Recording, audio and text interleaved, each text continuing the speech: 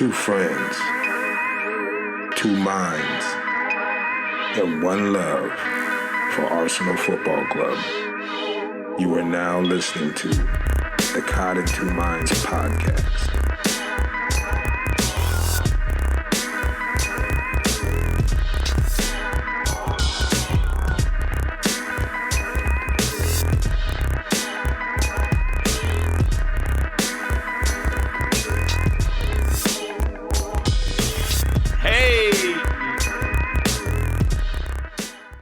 Greetings, everyone. This is the podcast Cod and Two Minds. You can find us on Twitter at CITM Podcasts.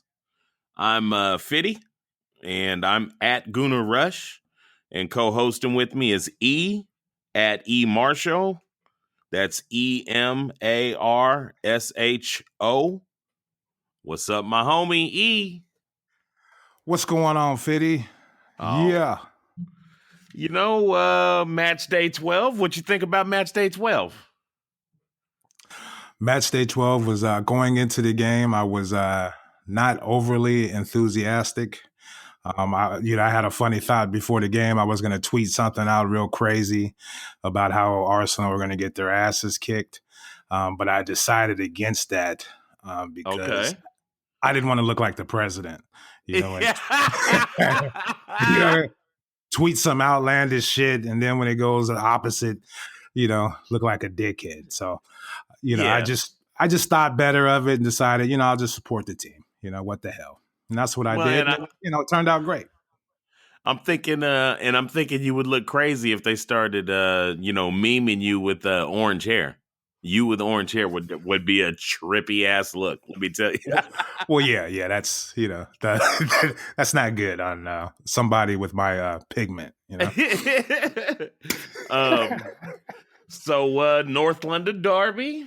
We had our neighbors in town. The Tottenham Spuds.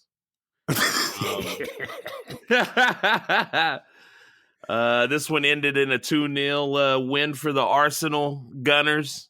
It was, I don't know. In my opinion, I guess the adjectives I'd use to describe the game were organized, pressing, and countering. I thought yes. They played a great game. I would have to agree. I thought, excuse me, I thought this was or is going to be our best lineup until January. Yes. For the most part, Wenger excelled on picking the right lineup. In particular, having Lacazette start a big game. I was very pleased to see Lacazette in the lineup. Bing! And Mustafi. So, from a lineup perspective, picking your best squad, I thought Wenger did a great job with that. Yes, I totally agree. It was one thing I noted to myself was I thought this was, I think we even went over that. The one person that we've teased as possibly being in there instead of one of the two back midfielders was Jack. Yes. But other than that, I think we all had agreed a few weeks ago that this is the strongest lineup. And I guess I have to just trust that Mustafi hasn't been ready until now. There was it's always very vague surrounding Arsenal injured players, but he was injured and, you said, it's nice to have him back. But before we go on, let me just say, I got a Debbie Downer, rain on the parade. It just goes to show you that, we're still in a mess come January. Mustafi was one of the people we were just going to trade, sell out the blue. Nobody knew what was going on. And now we're kind of leaning on him and he's scoring big goals. And it's just weird. The whole thing's weird. Sanchez scored. He's leaving, Yep. I don't know. It's just, the business side and, we just really haven't been doing a good job as far as keeping players and player development. And anyway, sorry. No, I mean, It's tank. I felt the same way. I got a feeling that this is going to be a theme throughout. Especially I think throughout for our podcast, even like for the next month or so, at least, because it just feels like, to me, I feel like there is like an identity being created on this team right now. Mm-hmm. That's good. The front three are deadly when they're all, when they got their legs and they're in the game. Three very highly skilled guys up front with some creative guys behind them, and this is the best back line I've seen. So I mean, it just you see it and you think, God, man, I don't know, in January, if we could just pick a couple. Oh, wait a minute. We're going to lose a couple players, most likely. And everything is just going to start all over again. Like now we got to redefine this team again with lesser players for a while. Who knows, Right. Yeah. And, so it's like I said, it's just weird. I'm happy we won. We played great. We showed up. But at the same time, like I said, where are we going? What is this? And then not to be negative, but it's just like we're going to lose. I mean, we could have potentially lost both of the players that scored the goals yesterday. Yes. And rumor has it they're still gonna leave. Or not Mustafi, but you know what I mean? It's just weird. Yeah. That's all I'm saying. So let's go on with the game. I mean, like for reasons, the reasons why we're somber is what we'll talk about now is because they look good yesterday, I thought. And so first half, off a set piece, questionably offsides, I guess, is what they're trying to say. It definitely was right on the line. You could see why. I mean, sometimes they get them, sometimes they don't. Sometimes it goes against us, so whatever. But great header by Mustafi. He charged up forward. The ball was lagged behind him just a little bit, and he had to lean back to get to it and put it in a beautiful spot off the post in the goal. Perfect placement by the pass of Ozil and Mustafi. Mustafi shot. I mean, it was just a beautiful goal. How he angled it in there, had a little loft to it, and just went in beautifully. Yeah. As far as the offsides call, he was offside for like maybe 2 inches. I love how the announcers are just oh, clearly a goal that shouldn't have been. Technically he was offside, but the lines judge. Come on. Yeah. That's a human being over there, who and they fuck up a lot. You know what I mean? And that was very close. Yeah. It wasn't, a knockdown, drag out offsides. It was a close one with video replay. Sure. They miss those all the time. And it wasn't even close. And let's be honest. I think we're going to hear stuff about the refereeing again in this podcast. So, matter of fact, a great example of what, like we were saying, how close things could be. The second goal, a slotted pass up to Lacazette. Can you remember who slotted that to him? I'm not sure. For the second goal, that was Bellerin. It was Bellerin that slotted one to Laka.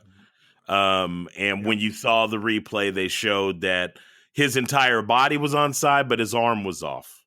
And to see those two goals, and you see how close something can be, you could see how the line judge could make one wrong and one right, and that's what happened, So anyway, that's what.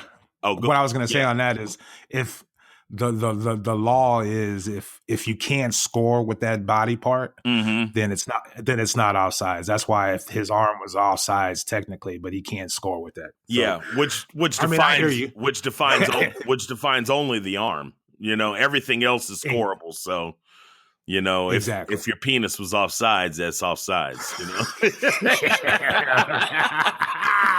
Exactly. You got a hard on. So no, we're gonna disallow that. Hey, listen. And hold on. The announcer will be up there talking about, well, you can clearly see, it's obvious he's got a hard on. He was offsides. I mean, come on. hey, I don't want to go down a road where we end up talking about Didier Drogba. Okay, I don't want to talk about that. Okay. Right, he was off. Yeah. Anyway, I could go on and on with that. That's but nice. Laka with the great vision saw Sanchez come in, gave him what a lot of times could be a very difficult ball, and once again to note the quality of the guys up front we have, like he made it look easy. Sanchez controlled the ball and put it in the top shelf, and it was like an easy goal actually. No, yeah, just the way he controlled that just vicious cross by Lacazette was, the first touch, and then, to go ahead and rooftop it like that. I love rooftop goals like that up close. Man. Me too. They look, for some reason, they just look cool. But just a great all around effort from everybody. I forget who won the ball, but he passed it over to Bellerin, and Bellerin slipped a beautiful pass to Lacazette, who made a great cross. And I think in Lacazette's head, that was the pace he had to get that ball to Alexis Sanchez, but he realized Alexis Sanchez would be able to control that. Sure. And to go with your other point is, the kind of sadness about the win is the fact that we have arguably three world-class attacking players. And, the more they play with each other, you can really start to see good things. Yeah. And that was an incident right there. Yeah. I mean, I hate to be like the fucking, like, the sour guy that, but like, basically I only watch ESPN FC during the week as far as getting an update on what's going on and shit. And like, if there's any moves or managers getting sad, all that kind of stuff, whatever. But, part of why I feel so disrespected by the analysts, I know it's their favorite thing to say, and I know they understand, in Arsenal and blah, blah, blah. And of course, there's a bunch of truth to what they're saying. But, like this last international break, there was Arsenal players scoring all over the fucking planet, everywhere. Yeah. Iwobi had a wonderful day for Nigeria. Lacazette was scoring goals. Mesut Ozil was dropping dimes. I mean, this, and to even laugh, Nicholas Bentner scored a goal. Right. And I mean, just to act like it's so disrespectful to just act like when they showed the percentages for the the power percentages in the game. And they showed 38% Tottenham, 35% Arsenal, and everybody in the studio was like, "Oh God, are you?" Right. And that's so disrespectful to a team that's full of international stars. Yeah. No, I completely. I get where you're coming from, but honestly, don't you feel the same way? The majority of the time? No, I know. That's why I say it's so frustrating because I got you. I totally get them. It's just like I just find it like weird that like there's not one big game that they won't say like Arsenal has no chance in this.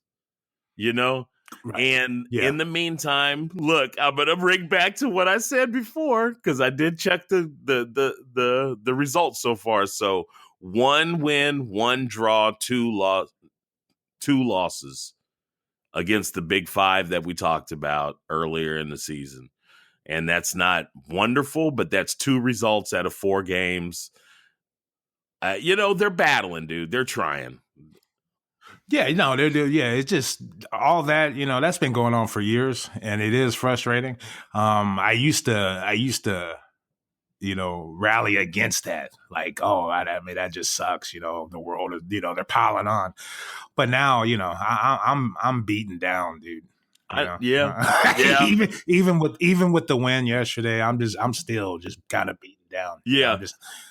There's nowhere for me to go. There, This is the team I support, but I'm beaten down. I agree with a lot of everybody says, and I have those same thoughts. Yep. And that just shows you how far down. He's. It just shows you how somebody is unwilling to make any adjustments, and they're just repeating the same mistakes over and over again. Kind of like me in my everyday life. You know what I mean? Sure. Sure. I've been down this road before. I get that. But you're getting paid a lot of money, and the shit is obvious. A lot of these little incidences is obvious. If you start Lacazette at big games, you might fucking win a couple of them. Yeah. No biggie. And I'm sorry. Yeah, my last little note about the first half was that the worst guy on the pitch in the first half was Mike Dean. That son of a bitch, man. He is such a fucked up and bad ref. It's not even it's not even close. Yeah, I mean, yeah, he's got the look, doesn't he? He just looks like an asshole. Yeah.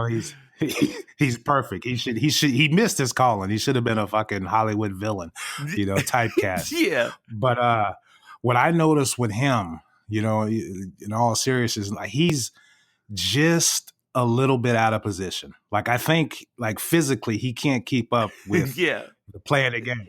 Like I noticed it a couple of times. Like he'll see it kind of looks like a foul, but if he was closer or had a better angle, he wouldn't have given the foul. You know what I mean? Like it's like the one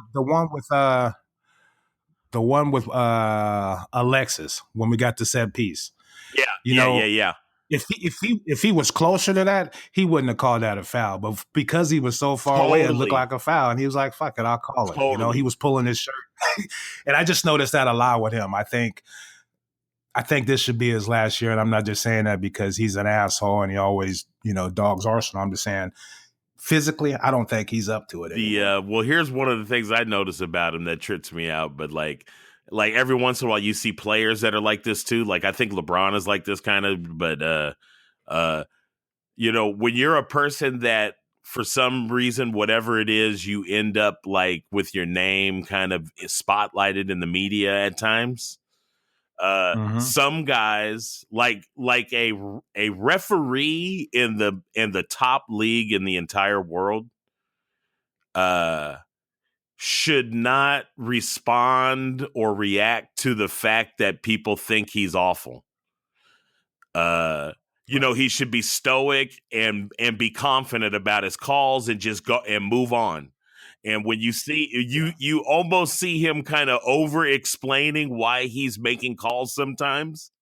And you're just like, dude, you're nervous. You think everybody thinks you're awful, and now you think you're awful. Like you actually don't think you're very good anymore, Exactly. I completely hear your point, but I would choose a different word besides nervous.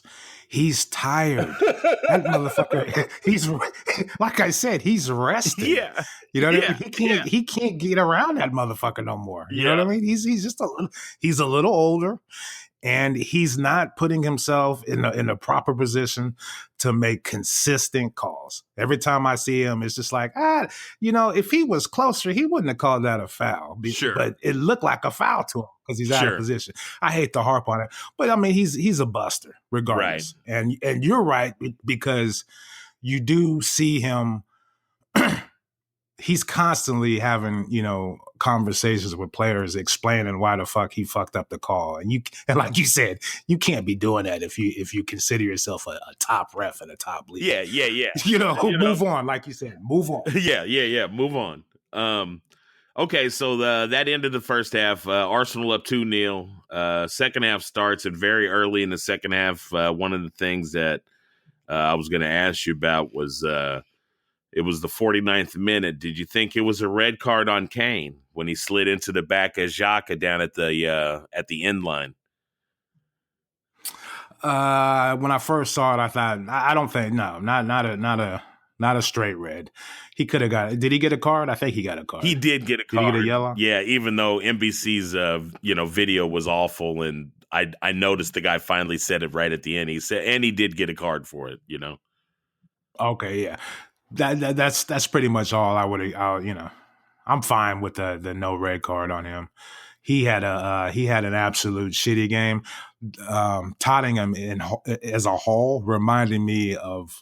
I mean, that's what I expected to see from Arsenal yesterday was how Tottenham played. Yep. A big early game. Need the 3 points. You can really put your foot on a fucking team that's kind of struggling.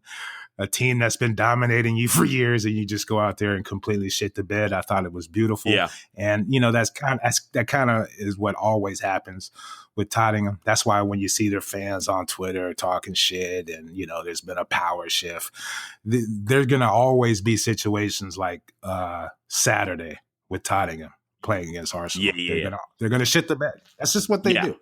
And it was beautiful. Yeah, I mean, the only guy for them that occasionally kind of snuck into somewhere where he can kind of just try to whip a shot was Eriksen. But he, and he wasn't even close. Like literally, like seriously, Czech had to make one amazing save. And then he made another one, I think that was, possibly close, but I don't even think that one was really going to go in either. And that was it. Like the whole game. Like, I mean, I really, I was good. I was good with how the back line played. And the announcer said something that I'm not sure if everybody sees it the same way, but this new three in the back thing with wing backs and all that or whatever. He actually called this essentially 5 defenders versus 5 defenders, which. I think that's kind of true, those 2 wing backs have to come back to help. But, if the 3 guys come up and just stall the pass for just a couple seconds, then you got 5. Then now you have 5 defenders, Yeah, no, that's basically what it turns into when the other team has the ball. Yes. Kind of a line of 5 in the back, basically. No, completely agree. And with Bellerin, who, he pulled his hair back and his skin was all, he had the lipstick on. He's really getting used to playing in that role. Yes. And I talk a lot of shit about Bellerin, his play and not being aggressive, but as far as his hair being pulled back, he's spot on. But no, he's starting to get the hang of that. Whereas Blockhead, that's how he's playing from Jump Street. He's always been that left wing back that can go up and down. And if you watch Blockhead, Kolasinac, he really doesn't push forward as much as you'd like. It's Bellerin does that more than Blockhead. So, I think with them two getting used to playing in that position, you're starting to see, okay, this 3 in the back with those 2 as wing backs can work out. Whereas last year, the motherfucker, this is Wenger had Ox playing as a wing back. Sure. Yeah, exactly. Silly shit. The shit we get on him about. But anyway. Yeah, well, that's actually the part of those wingback things that I think I was kind of thinking about is I think the part that may be overlooked on that position is that those guys actually need to be able to kind of defend. They need to, or at least have a mentality of being able to play defense. Exactly. When Chelsea implemented it last year, they had Moses over on that right side, and it worked out.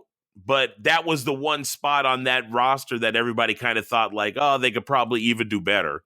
They could probably find something better than Moses over there. Exactly. So no, I completely hear you. So that leads me into my question, which I know it's crazy, but I just like looking around at the other teams in the league. I was just curious, like with the three that we started in the back and Blockhead and Hector Bellerin on the other side. I mean, how does this back line rate, dude? This line. I'm not talking about backups. I'm not talking about who has to fill in because of injury, but in a perfect world, if this back line stayed healthy and played together the rest of the year, how does this back line rate?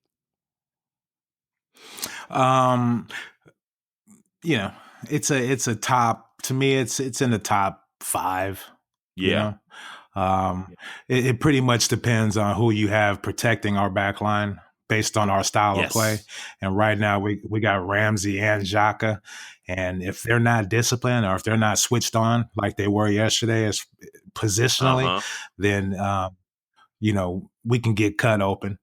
And, to make a point about Ramsey, who I thought, on another day, he could have really cost us losing the ball in crucial situations, slipping. A few of those saves that Czech had to make were from his fuck ups as far as, missed touches, getting caught on the ball. So, with that said, if we had a more athletic, dynamic midfielder, kind of like a Conte for Chelsea, just, a little guy who can cruise around and cover up a lot of mistakes we make, then that back line would be great.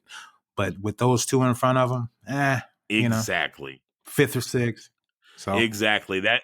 I hear you. That rides me into kind of another point. So the other thing I was going to ask you was the front line, the attacking front three.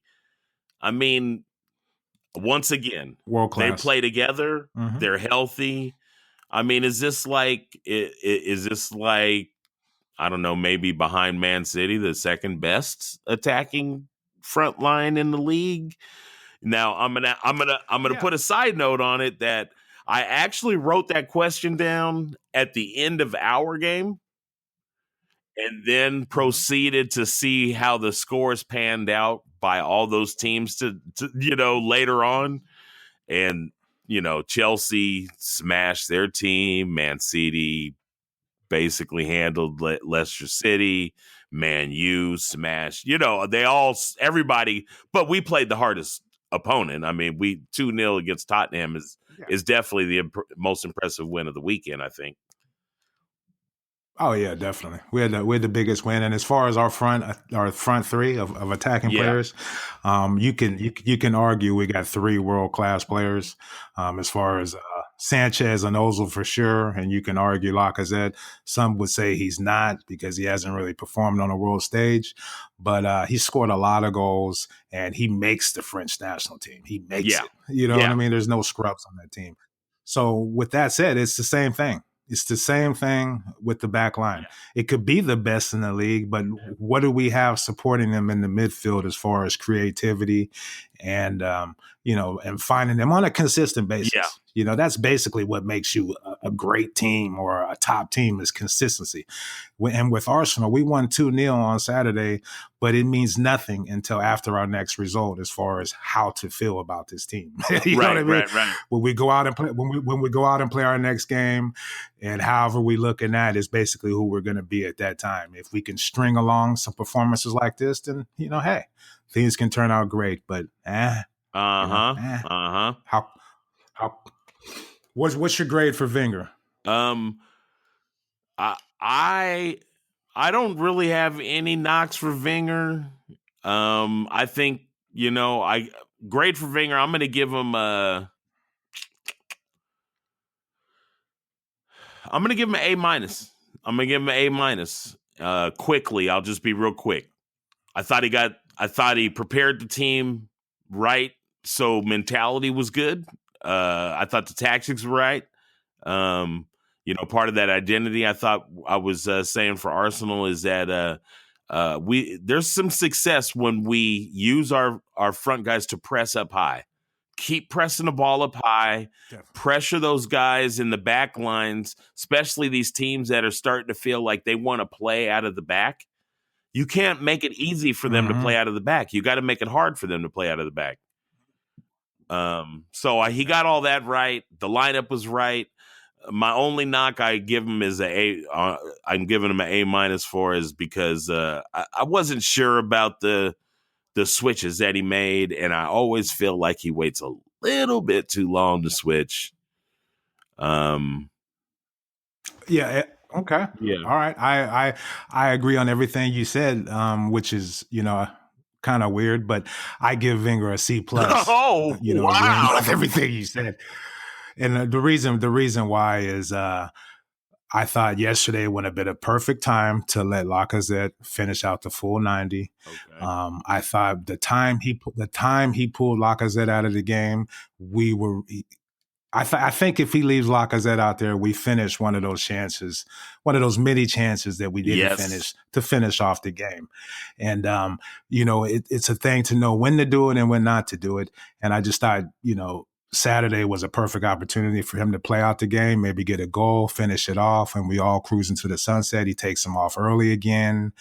So I'm being picky to give him a C+, but that's just how I feel. He's got to get over it. I agree with the point that you just made. I didn't even think about that, but that was so you mark. I was, so when you grade somebody like that or whatever, like I was just curious. Like my thing is, I start from like an A, and then I mark them down for things I want. So then, like that's where I end up. I wonder if everybody does that, or do people start from like a C? And they're like, impress me, and I give you a B or a B, Right. That's a good question. Let me tell you how I do it. Okay. I think about it and I see like a letter in my fucking head, and then I just it just comes to you. There's no real in depth. Like I'm not giving them check marks here, check marks there. I just see like a letter in my head, and because we won, I put the plus on it. The letter in my head was just a C, but I put the plus on it because we won the game. Okay. So, anything else? Let me say one thing right quick. I'm sorry to jump in here, but I wanted to talk about Ozil right quick. Ozil, what I really don't get. Like when I watched yesterday's game, I see the same thing every time I watch Ozil. Like I'm not on a roller coaster ride with him. I see the same thing. The only thing he did different yesterday was I saw him make 2 tackles where he was running back. That's the only thing he did. And it wasn't even like vicious tackles. He just kind of got in the way. Listen, people, he plays like that all the time. That's how he plays every single game. Don't get it twisted. But anyway, who's your man of the match? My man of the match was Sanchez. For definitely, I like to break it up and say offensively, defensively, but definitely Sanchez was my man of the match. And I even noted that sometimes I wish Sanchez would stop trying to be so perfect with everything. But you can't unmatch the hustle, dude. It's nonstop motor. That guy's got lungs like, I don't know. He's that dude that can just go. Yeah, and there goes the whole little rumor or the whole thought that, he wasn't going to play as hard this year because he's getting ready to leave. A lot of integrity. He's trying to do too much, like you're saying. I kind of wish he would kind of slow down and just kind of let the game come to him. But as soon as the ball hits his feet, he's like, fuck it, let's go. Yeah. And, a team like Arsenal, we kind of need that. But sometimes he does lose the ball a lot, and there's some loose passes, and that's just him trying to do too much. I would agree. I mean, I'm going to – well, who's your defensive? And, you can kind of do it that way. I have one, and I'll do mine quick, and then you can – mine is Mustafi. It's an easy one, which is weird because, I've always kind of thought of him kind of always thought of him as a spaz, but yesterday he played very well. He's the complete opposite defender of somebody like Purr. Yeah. He'll actually try to close down a shot and block it, whereas Purr turn sideways and make it easy for the person to shoot on goal. And I just thought Mustafi was brilliant as far as just really being in tune with the game. He scored a great goal and just blocked a lot of passes. And, I thought that's exactly what we needed from, one of our defenders. Like, I wouldn't have been ashamed if Mustafi had the captain's armband on yesterday, the way he played, which is weird. I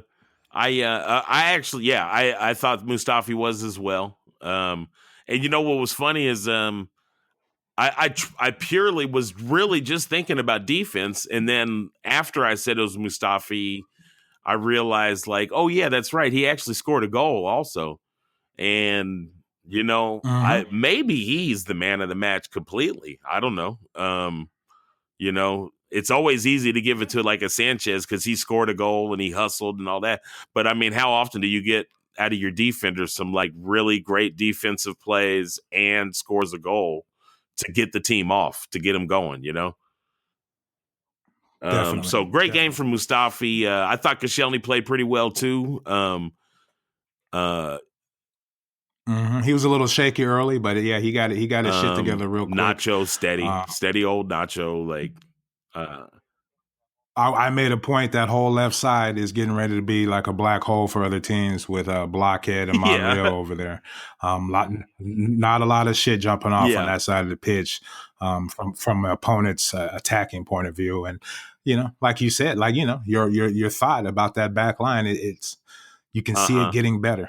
I just well, I mean, our fear on this team always is like, I mean, there's times when even though we think like, oh, we don't have the greatest back line, but they can perform well for a while, but it's always our depth. It's always the depth of our back line. As soon as one of these guys gets hurt, like all of a sudden there's all kind of crazy shit going on. Coughlin is playing center back, What the fuck is that, Right. That's Kroenke's fault. That has nothing to do with Wenger. Yeah. Okay. El Nino will be out there midweek. It's What are you gonna do? I'm not gonna complain anymore. So do you know what the next fixture is coming up? Let me see here. We got two shitty teams before, or maybe two shitty teams before Man U on December 2nd. I know that. Let me see here. Wow.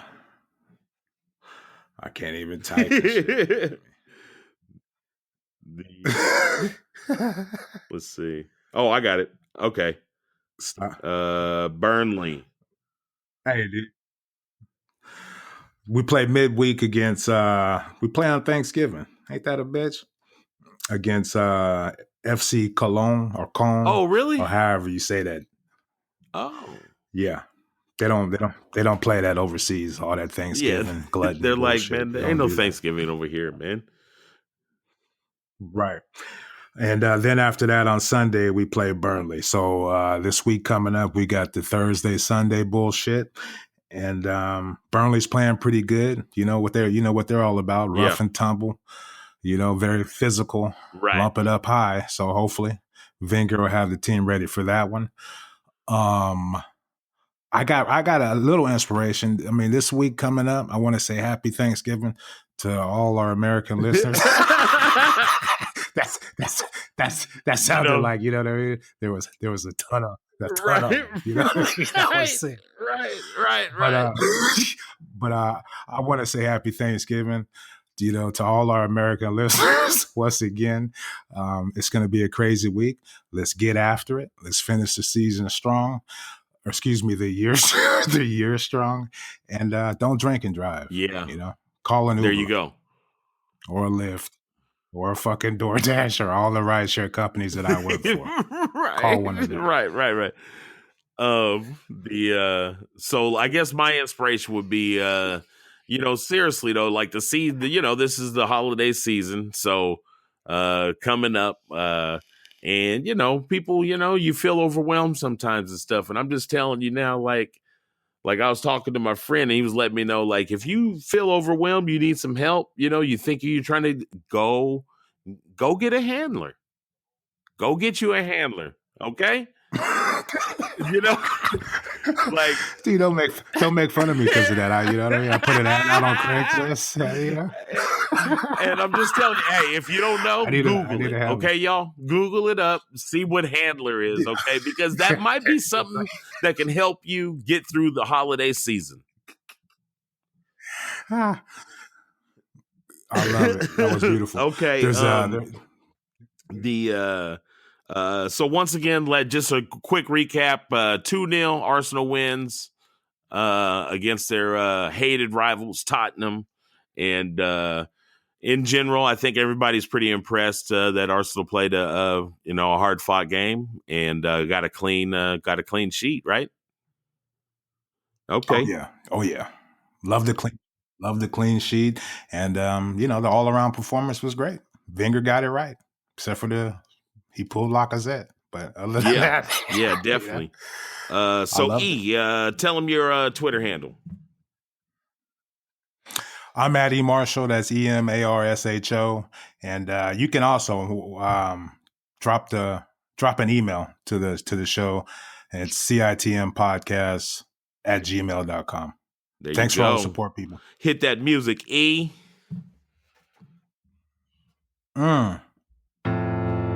Okay, so I'm Fitty, and I'm at Gunnar Rush on Twitter. You can find us iTunes, SoundCloud, and Twitter. You can search Caught in Two Minds, okay? #OneLove.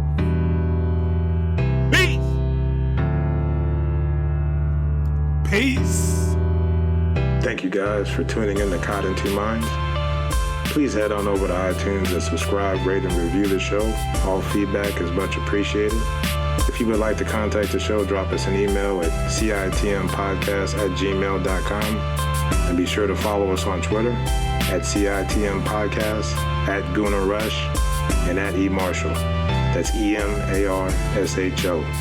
The music in this podcast has been provided by Statics. If you like what you hear, be sure to check them out at staticsentertainment.com and follow them on Twitter and Instagram at Statics Music. That's STATX Music. Peace.